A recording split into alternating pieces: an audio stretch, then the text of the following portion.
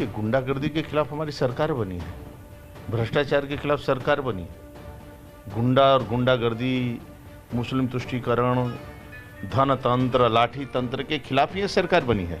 यदि जो लोग गुंडाई करेंगे, चाहे कोई हो, उनको सजा मिलेगी भाई। 4 साल के अंदर योगी सरकार के कार्यकाल में संगठन और सरकार किसी गुंडे माफिया को बचाने का काम नहीं किया है। स्वागत है आपका यूपी तक में। मैं हूं कुमार अभिषेक। आज हमारे साथ हमारे मेहमान हैं स्वतंत्र देव सिंह, जो कि बीजेपी के प्रदेश अध्यक्ष हैं। इस वक्त गदगद होंगे क्योंकि जिला पंचायत अध्यक्ष चुनाव के बाद एक बार फिर बीजेपी ने ब्लॉक प्रमुखों के चुनाव में भी बम्पर जीत हासिल की है। लगातार इनके पास रिपोर्ट्स आ रही है और हम इनके साथ हैं। स्वागत है आपका यूपी तक में। स्वतंत्र देव जी, ये बताइए कि जो चुनाव के अब नतीजे आए हैं, किस तरीके से आप इसको देखते हैं? क्या ये जनता का मैंडेट है या आप लोगों की मेहनत का नतीजा है? राज्य के उत्तर प्रदेश के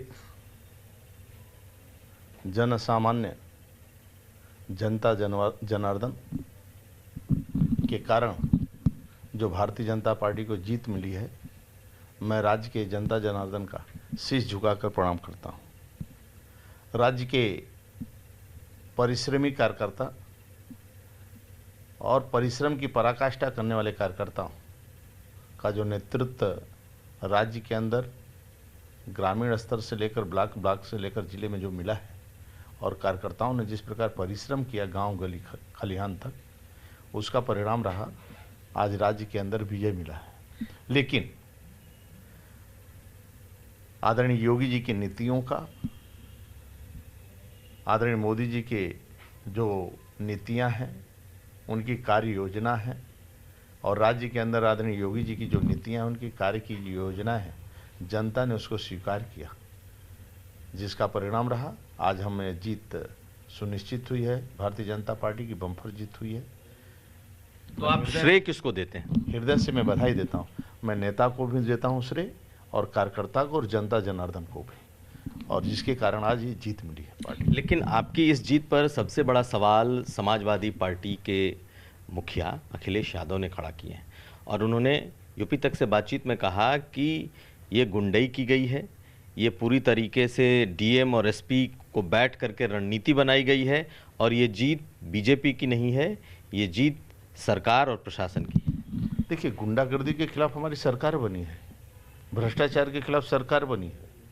गुंडा और गुंडागर्दी, मुस्लिम तुष्टीकरण, धन तंत्र, लाठी तंत्र के खिलाफ ये सरकार बनी है। तो आदरणीय योगी जी के शासन में और भारतीय जनता पार्टी के सरकार में गुंडाई नहीं हो सकता है। यदि जो लोग गुंडाई करेंगे, चाहे कोई हो, उनको सजा मिलेगी भाई। उन पर मुरव्वत नहीं होगा, किसी प्रकार का नहीं हो सकता है। जहां भी घटनाएं घटित हुई हैं, त्वरित कार्रवाई हो रही है, और आदरणीय योगी सरकार उसको त्वरित कार्रवाई कभी भी माफ नहीं हो सकता। गुंडों को, गुंडागर्दी को कभी छूट राज्य के अंदर है ही नहीं है। लखीमपुर की एक तस्वीर वायरल हुई, किस तरीके से एक महिला को पकड़ने की कोशिश हुई, उस महिला के साथ बदसलूकी हुई। इसी ब्लॉक प्रमुख के चुनाव में कल ही हुआ है। जहाँ तक मेरे को जानकारी है कि वो निर्दल के साथ घटना घटित है, लेकिन त्वरित कार्रवाई हुई। जो दोषी थे उनको सजा मिला, या जो अधिकारी दोषी थे, योगी सरकार, मैं फिर स्पष्ट आपको कहना चाहता हूँ, 4 साल के अंदर योगी सरकार के कार्यकाल में संगठन और सरकार किसी गुंडे माफिया को बचाने का काम नहीं किया है। जो भी इस प्रकार के हरकत करेंगे वो बर्दाश्त के बाहर है। इसलिए सरकार अपना निष्पक्ष निर्णय, और लोकतंत्र की हत्या नहीं होने दे भाई। ये सपा बसपा की सरकार थोड़ो है, यहाँ निष्पक्ष चुनाव होता है, अलग प्रकार का चुनाव, और सब जगह निष्पक्ष चुनाव हुए। हमारे कई वरिष्ठ लोगों के चुनाव क्षेत्र में हम हारे हैं। नहीं, लेकिन एक चीज़ बताइए सर कि ये आप कह रहे हैं कि किसी तरह की कोई हिंसा कोई नहीं होने देंगे, नहीं हुआ है, और हम उस के खिलाफ कार्रवाई करेंगे। लेकिन कहा तो ये गया कि ये जो ज़मीनी चुनाव था, जिसमें जनता ने सीधा वोट किया, उसमें आप सपा से पीछे रहे, और जहाँ पर परोक्ष रूप से वोटिंग हुई वहाँ पर आप जीते हैं। और यही तो विपक्ष भी आरोप लगा रहा है कि जहाँ पर परोक्ष वोटिंग हुई है उसको आपने मैनेज कर लिया, लेकिन जहाँ सीधा जनता ने वोट किया चुनाव में, उसमें आप सपा से पीछे रहे। नहीं भाई, कौन कह सकता है? प्रधानी में हम जीते, क्षेत्र पंचायत में हम जीते, जिला पंचायत भवन सीट जीते, जो निर्दल थे, जो उस प्रकार की जीत हुई है, वह जिसको टिकट नहीं मिला थोड़ा विद्रोह करके लड़ गया, फिर वो जीता और आज पार्टी में सभी कार्यकर्ता हैं, वो सभी पार्टी में है, उसको स्वीकार हुआ। लोकल स्तर की पॉलिटिक्स थी, थोड़ा लोकल स्तर पर थोड़ा तालमेल नहीं बैठा, सिस्टम नहीं बना बैठा, ऐसे जगह हुआ। ब्लॉक प्रमुख में भी कई जगह पर पार्टी के कैंडिडेट का डिक्लेयर हुआ, फिर भी वहाँ पर हुआ निर्दल, बाद में हुआ कि इसे छोड़ दीजिए, अब जो जीते, बीजेपी दोनों लड़ रही थी, अब जो जीते एक बीजेपी का हो जाएगा। तो ऐसे निर्णय कभी कभी लिए जाते हैं छोटे चुनाव में, कोई इसमें इस प्रकार का नहीं होता है। लेकिन राज्य के अंदर आप मेरे को बताओ, केवल गुंडागर्दी रोकने, भ्रष्टाचार रोकने और गांव का विकास करने के लिए सरकार बनी है। एक घर में बैठी हुई लड़की कहती है कि पहला शासन योगी शासन है, जो मैं 12 बजे भी निकल सकता हूँ, कोई छेड़ नहीं सकता है, चाहे किस प्रकार का भी गुंडे हो, निकलती। इसलिए कानून व्यवस्था उससे पूछे, सत्य दिखाई देता है। गांव के अंदर एक गरीब महिला कहती है कि भाई ये योगी सरकार है, पहले हम लोगों के मकान पर लोग कब्जा कर लेते थे, ये प्लाट खाली डला है तो कब्जा कर लेते थे, आज बाबू साहब भी लोग नहीं कब्जा कर सकते हैं, कोई नहीं कब्जा कर सकता है। दलितों को, शोषितों को, ऐसे पिछड़ों को, सभी लोगों को न्याय है। उसी का परिणाम है कि आज हमें ये प्रत्येक चुनाव हम जीतते हैं और चुनाव जीत रहे हैं हम सब। तो ये बताइए सर कि क्या ये आप लोग इसको सेमीफाइनल मान रहे हैं, इसका कोई असर 2022 के चुनाव में आपको लगता है कि पड़ेगा? क्योंकि ये चुनाव आपने जीत तो लिया, लेकिन 2022 में आपके खिलाफ माहौल होगा, आपको ऐसा नहीं लगता? हम कोई चुनाव सेमीफाइनल नहीं मानते हैं। सब चुनाव जीतने के बाद गरीबों की सेवा करना ही मेरा दायित्व है, और गरीब का सेवा करना, गरीब का कल्याण करना, गरीब की खुशहाली, उसकी पक्का मकान आदरणीय मोदी जी के, आदरणीय योगी जी के नेतृत्व में गांव गांव गरीबों की सेवा करना, उनकी योजना गरीब तक पहुंचे, उसके आधार पर हम चुनाव में जाएंगे, चुनाव लड़ेंगे 2022 का भी। उसका आशीर्वाद लूँगा, आशीर्वाद लेकर हम लोग रहेंगे। जनता जनार्दन ही हमारा भगवान है, इसलिए उसके आशीर्वाद से हम लोग आगे बढ़ेंगे। गांव गरीब किसान ही खुशहाली का रास्ता दिखता है, इसलिए उनको किसी प्रकार की दुख न हो। आज भी जीतने के बाद चाहे हमारे ब्लॉक प्रमुख बने, चाहे जिला पंचायत अध्यक्ष बने, ये सब का दायित्व तो बनता है कि गरीबों की योजनाएं, जो विकास कार्य है, गांव गांव तक पहुंचे, गरीब तक पहुंचे। गरीब का खुशहाली हम सबके जीवन का लक्ष्य है। 2022 की ये तो बात हो गई, लेकिन मायावती लगातार बीजेपी पर हमलावर हैं। पहले ये कहा जा रहा था कि वो थोड़ा सॉफ्ट हैं, लेकिन हम देख रहे हैं कि लगातार वो बीजेपी पर हमलावर हैं। आज भी उनका ट्वीट, कल भी ट्वीट, दलितों पर हमला हो रहा है, दलितों पर हमले होने की बात उन्होंने कही है। पूछा है कि भाई बीजेपी के सब दलित मंत्री कहाँ हैं? आप लोगों ने सामाजिक समीकरण बिठाने की कोशिश की है, लेकिन क्या आपको लगता नहीं है कि इस बार चुनाव में एक बार फिर आपके सामने सियासी तौर पर चुनौतियाँ होंगी? देखिए, राजनीति में और सरकार बनाने के बाद, चाहे बहन मायावती का शासन रहा हो, श्री अखिलेश जी का शासन रहा हो, सपा सरकार रहा हो, दायित्व तो बनता है कि मेरे शासनकाल में चाहे नियुक्तियां हों, चाहे विकास कार्य हो, ये नहीं झनकना चाहिए जातिवाद, भ्रष्टाचार। सबका साथ सबका विकास अलग से दिखना चाहिए। आपने योगी सरकार का शासन देखा, चाहे नियुक्तियां हों, चाहे किसी प्रकार का कानून व्यवस्था को ले लीजिए आप, चाहे ट्रांसफ़र पोस्टिंग ले लीजिए, कोई उद्योग राज्य के अंदर नहीं बिछड़ा, चाहे कन्या विवाह योजना, सुमंगला योजना मुख्यमंत्री ले, सभी गरीबों के लिए, गरीबों की खुशहाली के लिए, गरीबों को आवास के लिए, शौचालय के लिए, आयुष्मान कार्ड के लिए, इलाज के लिए, चाहे कोरोना जैसे महामारी संकट काल से गुजरा है राज भाई, वो संकट काल हम लोग देखे हैं, कैसे देश के लोगों, राज्य के लोगों ने इसका राज्य को बचाया, उसमें आदरणीय योगी जी का परिश्रम का पराकाष्ठा रहा। और ऐसा मुख्यमंत्री आप तुलना करेंगे तीनों का शासन, तो ऐसा मुख्यमंत्री कहाँ मिलेगा? परिश्रमी मुख्यमंत्री, ईमानदार मुख्यमंत्री, कानून व्यवस्था चुस्त दुरुस्त करने वाला मुख्यमंत्री, भ्रष्टाचार पर प्रतिबंध लगाने वाला मुख्यमंत्री, परिवार का कोई सदस्य लूटने वाला नहीं है।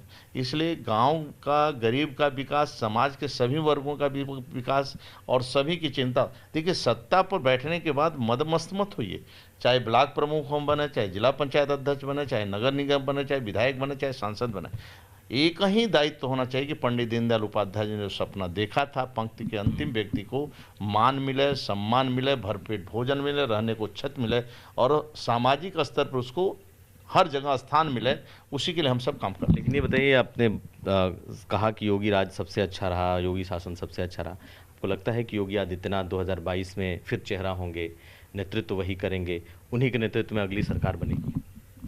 देखिए, इसको बार बार पूछने की कोई आवश्यकता नहीं है। इतना परिश्रमी मुख्यमंत्री का मैं बोल चुका हूँ और उन्हीं के नेतृत्व में चुनाव होना है। और एक तरह का विकास पुरुष है, काम कर रहे हैं, रात दिन काम कर रहे हैं। और 1 मिनट यानी सप्ताह के 7 दिन, दिन के 24 घंटे केवल गरीब दिखाई देता है, दलित शोषित दिखाई देता है, वंचित दिखाई देता है, झोपड़पट्टी में रहने वाला इंसान दिखाई देता है, उनकी खुशियाँ दिखाई देती है। बाढ़ हो, चाहे तूफान हो, चाहे आग हो, कैसे पूरा राज्य सुरक्षित रहे, उसी के लिए रात दिन सोचते रहते हैं। और एक एक काम, एक एक खुशहाली, नौजवानों को रोजगार, बेटियों का सम्मान, ये पूरा आंखें खोल कर देखते हैं।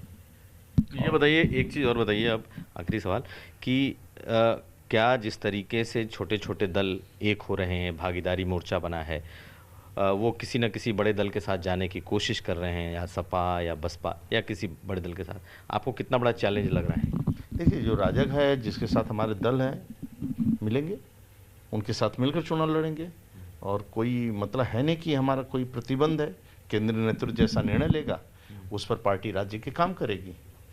आदरणीय और जो दूसरे दल हैं, ओम प्रकाश राजभर की पार्टी है, बाबू सिंह कुशवाहा की पार्टी, जो भागीदारी मोर्चा बना है, ये लोग अगर विपक्ष के साथ जाते हैं या अखिलेश यादव के साथ जाते हैं, तब आपके लिए कितना बड़ा चैलेंज होगा? देखिए, राज्य के अंदर कोई चैलेंज नहीं है। जब तुलना होगी विकास कार्य, मुख्यमंत्री की तुलना होगी। देखिए, आम जनता क्या चाहती है कि हमारा मुख्यमंत्री सरल हो, ईमानदार हो, परिश्रम की पराकाष्ठा करने वाला हो, और हमें खुशहाली रहे, हमें कोई तंग न करे, हमें कोई परेशान न करे, मेरा शोषण न हो, मेरा उत्पीड़न न हो, जो काम हो अपना होता रहे ईमानदारी के साथ। चाहे राशन कार्ड हो, चाहे प्रमाण पत्र हो, चाहे जाति प्रमाण पत्र हो, चाहे कुछ भी हो, मतलब किसी प्रकार का हमारा पेंशन हो, किसी में हमारा न लगे, चाहे बैंक का अकाउंट हो। तो आदरणीय मोदी जी जैसा लोकप्रिय नेता कहाँ मिलेगा, राज्य के अंदर योगी जी जैसा कहाँ मिलेगा। तो इसलिए ईमानदारी ही और भ्रष्टाचार को रोकना, ईमानदारी के रास्ते पर आगे ले जाना, और कानून व्यवस्था चुस्त रखना, किसी व्यापारी का और किसी बेटी का इस राज्य के अंदर अपमान न हो, इसकी चिंता। चलिए, अब आखिरी सवाल, क्योंकि अब सारे काम आपके हो गए, सारे चुनाव आप लोगों ने जीत लिए, क्या मंत्रिमंडल विस्तार की भी कोई योजना है? अभी तो हम सबके आगे है एक ही लक्ष्य है कि बूथ समितियों का गठन करना, और गठन हुआ है उसका सत्यापन हो जाए ठीक ढंग से।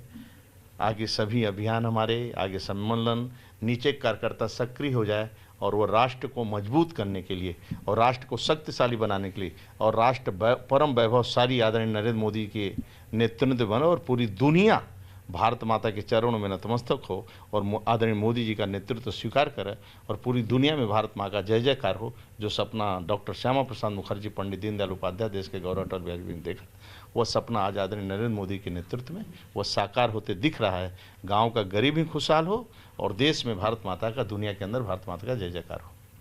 धन्यवाद। तो हमारे साथ थे स्वतंत्र देव सिंह, जो कि प्रदेश अध्यक्ष हैं, गदगद हैं जीत से, इसलिए क्योंकि इनके नेतृत्व में ये दोनों चुनाव हुए हैं, चाहे वो जिला पंचायत अध्यक्ष के हों या फिर ब्लॉक प्रमुखों के, और बीजेपी बड़ी जीत, बीजेपी ने बम्पर जीत दर्ज की है। कुमार अभिषेक, यूपी तक।